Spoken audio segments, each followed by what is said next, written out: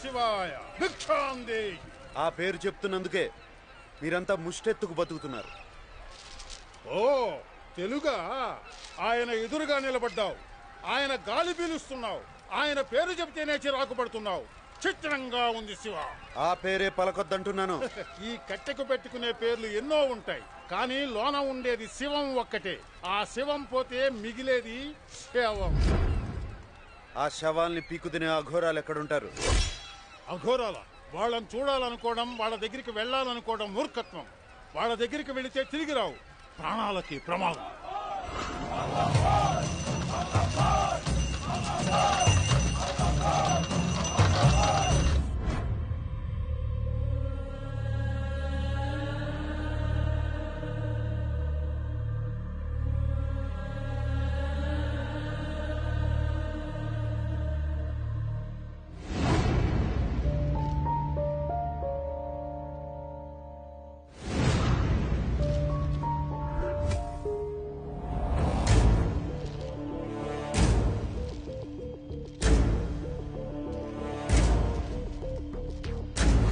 మన మధ్యగా ఆగంతకుడు వచ్చాడు, పట్టుకోండి.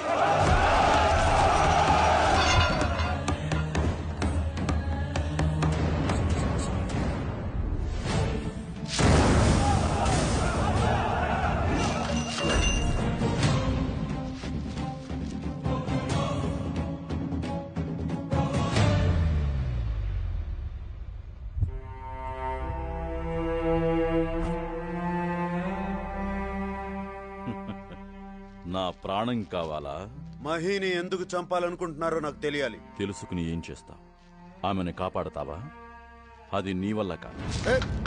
చెప్పకపోతే నా చేతిలో చస్తావు. ప్రాణాల కోసం ప్రాకులాడేది సామాన్యులు, మోక్షం కోసం తపించేది అఘోరాలు. విభూతి మా కవచం, శవాలు మా ఆహారం, శివారాధనే మా ఊపిరి, లోక కళ్యాణమే మా ఆశయం. అందుకే పార్వతీదేవి అనుగ్రహంతో పుట్టినా సరే మహేశ్వరిని చంపి తీరాలనుకుంటున్నాం. లోక కళ్యాణం ఏంటి, మహిని చంపాలనుకోవడం ఏంటి? అవన్నీ అర్థం కావాలంటే నీకు నిజం తెలియాలి. రాక్షస జాతిలో ఇప్పటికీ మిగిలి ఉన్న ఒకే ఒక్కడు అంధకాసురుడు. పంచగ్రహ కూటమిలో పుట్టిన మహేశ్వరిని సంపూర్ణ సూర్యగ్రహణం నాడు పెళ్లి చేసుకుని బలి ఇస్తే పంచభూతాలు వాడి వశమవుతాయి. అదే జరిగితే లోక వినాశనం తప్పదు. అది జరగకూడదనే మా ప్రయత్నం. నువ్వు చెప్పిందే నిజమైతే రాక్షసుడినే చంపొచ్చు కదా, మహిని ఎందుకు చంపడం? అంధకాసురుణ్ణి మేం చంపడమా? అది అసాధ్యం. వాణ్ణి అంతమొందించే శక్తి మాకు లేదు. దేవతల మీద, దేవుళ్ల మీద పగతో రగిలిపోతున్న భయంకరమైన రాక్షసుడు వాడు. ఆ భూతనాథుణ్ణి భూమి మీద రప్పించిన తపస్సంపన్నుడు. అందుకే వాడు ఆ మహేశ్వరుని పెళ్లాడక ముందే ఆమెను చంపేస్తే వాడి ఆశయం నెరవేరదు. కాబట్టి లోక కళ్యాణం కోసం మహేశ్వరుని చంపక తప్పదు. చూడు, మహి కోసం ప్రాణం ఇవ్వడానికి, అవసరమైతే ప్రాణం తీయడానికి వెనకాడను. ఎక్కడెక్కడో బతికి కాశీలో చావడానికి వస్తారు. ఇక్కడే బతికే మీరు చావును వెతుక్కుంటూ మహి దగ్గరకు రావద్దు. వచ్చారో చచ్చారే.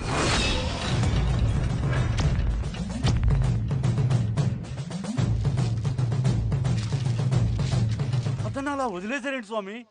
అతని పని అతన్ని చేయనివ్వండి, మన పని మనం చేద్దాం.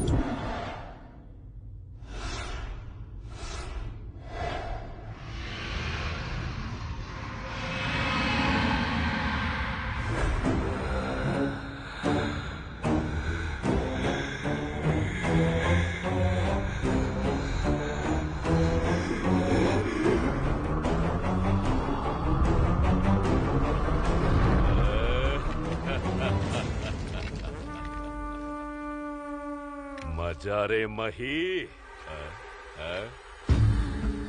जा रे।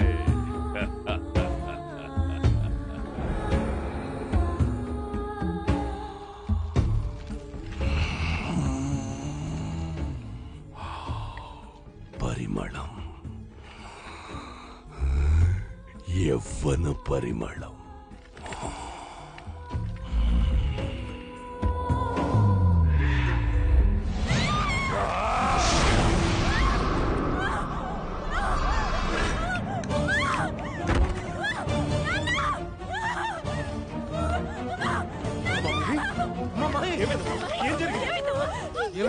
రాక్షసుడు చాలా భయంకరంగా ఉన్నాడమ్మా.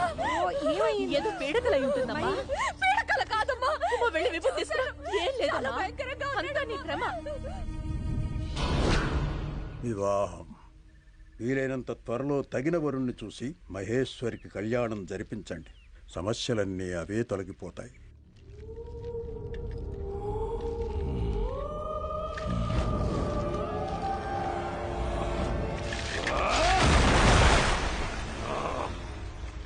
నీ రూపము నీకే జుగుప్స కలిగిస్తోందా అంధక? ఆ కన్యయే కాదు, మానవ మాతృలెవరైనా నీ రూపము చూస్తే అసహించుకోకుండా ఉండలేరు. అటులైన ఆమెను మన అసురమాయతో తస్కరించి మనువాడెదా. తొందరపడకు.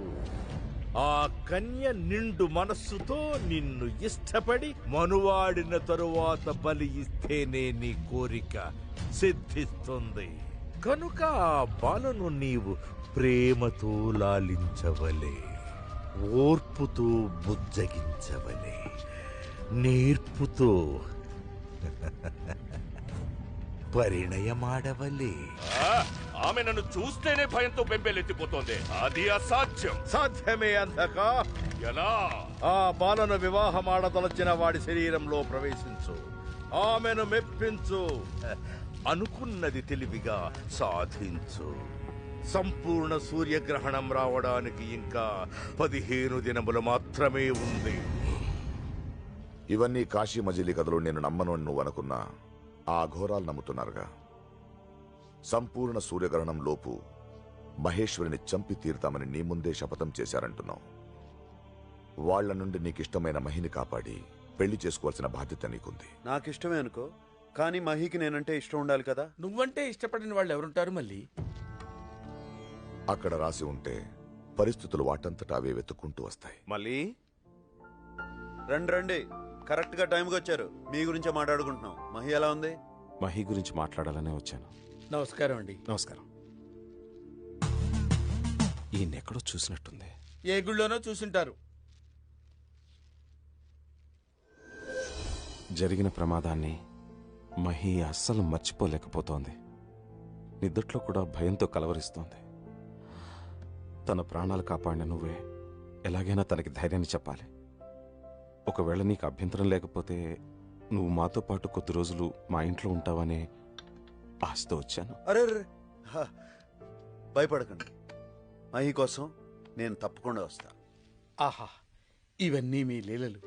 ఆయనే ఇక్కడికి వచ్చేలా చేశారా స్వామి? మల్లితో పాటు మీరు కూడా వెళ్తే. నాకు మాట ఇవ్వు మహాదేవా. తథాస్తు. మాటిచ్చాను, వెళ్ళలేను. నన్ను నమ్ముకున్న వాళ్ళ కోసం, నేను ఇష్టపడే వాళ్ళ కోసం ఏవైనా చేస్తా, ఎంతకైనా తెగిస్తా. మహి నానా ఇక నుంచి మళ్ళీ మనతోనే ఉంటాడు. సరే నాన్న, ఇదేనండి మీరు. అదిరింది. ఇంతకీ చూసిందేయం, ఆడా మగ? మీకు ఎగతాళిగానే ఉంటుంది. అప్పుడు నేనెంత భయపడ్డానో తెలుసా? ఇప్పుడు భయం పోయిందేంటి? మీరొచ్చారుగా. రూమ్ నచ్చిందా?